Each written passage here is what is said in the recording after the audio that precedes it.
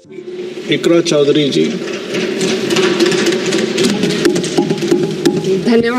धन्यवाद सभापति महोदय, आपने मुझे इस विशेष चर्चा पर बोलने का मौका दिया।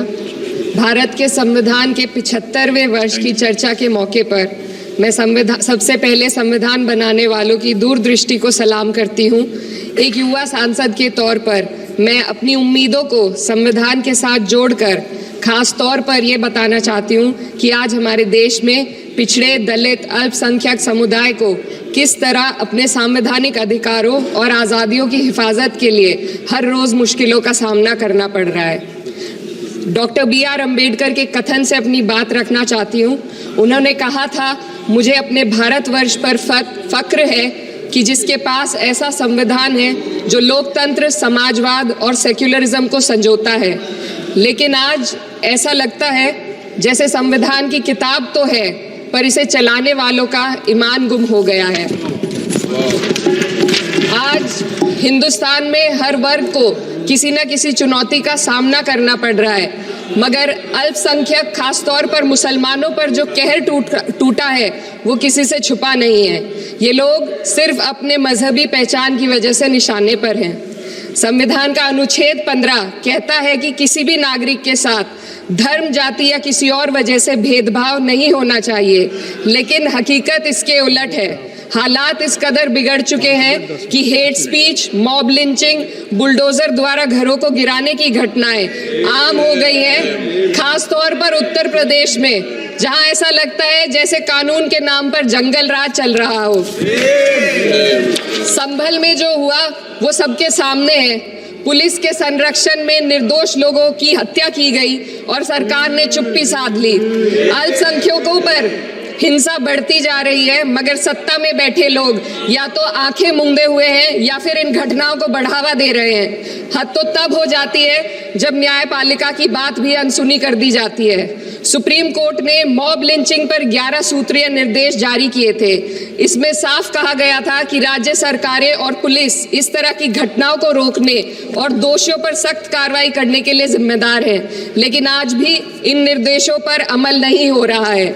हाल ये है कि मॉब लिंचिंग को रोकने की बजाय सत्ता में बैठे लोग आग में घी डालने का काम कर रहे हैं। उनकी जुबान से ऐसी बातें निकलती हैं जो नफरत को और बढ़ावा देती है। ये अशांति अब इतनी गहराई तक फैल चुकी है कि हमारे समाज के धर्मनिरपेक्ष चरित्र पर गंभीर सवाल उठ रहे हैं। साल की शुरुआत में ही कई राज्यों में दुकानदारों को अपने नाम बोर्ड पर लगाने के लिए मजबूर किया गया। इसे सेहत और सुरक्षा के कानूनों का हिस्सा बताया गया, मगर असल मंशा कुछ और थी। ये कदम खास तौर पर मुसलमान दुकानदारों को निशाना बनाकर उठाया गया ताकि उनकी रोजी रोटी पर चोट की जाए। पिछले हफ्ते मुरादाबाद में एक मुस्लिम डॉक्टर को हिंदू बहुल्य मोहल्ले में घर खरीदने पर विरोध झेलना पड़ा।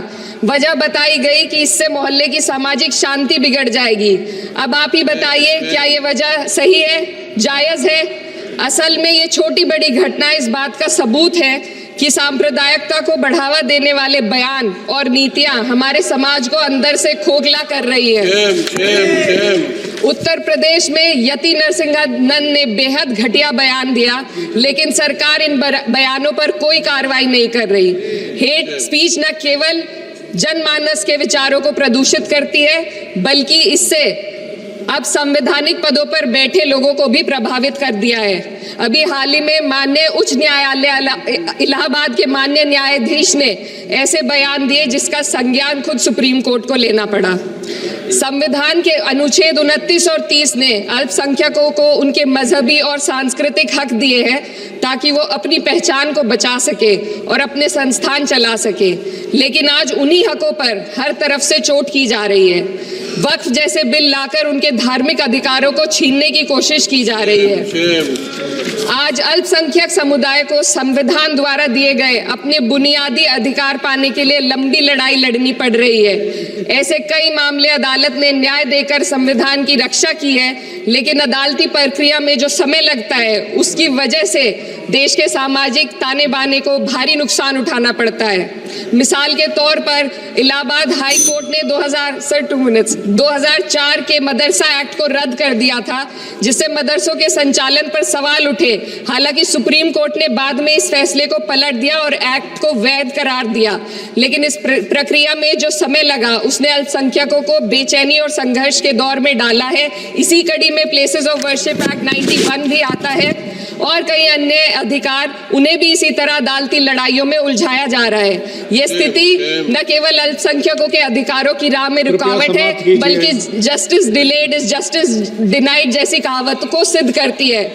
मैं इस सदन से दुनिया भर के अल्पसंख्यकों की आवाज उठाना चाहती हूँ, खास तौर पर हमारे पड़ोसी देश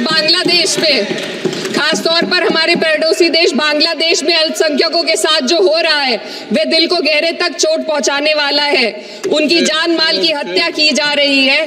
बांग्लादेश हो या हिंदुस्तान हो या कोई और देश, अल्पसंख्यकों की सुरक्षा, इज्जत और अधिकारों की हिफाजत हर सरकार की सबसे पहली जिम्मेदारी होनी चाहिए।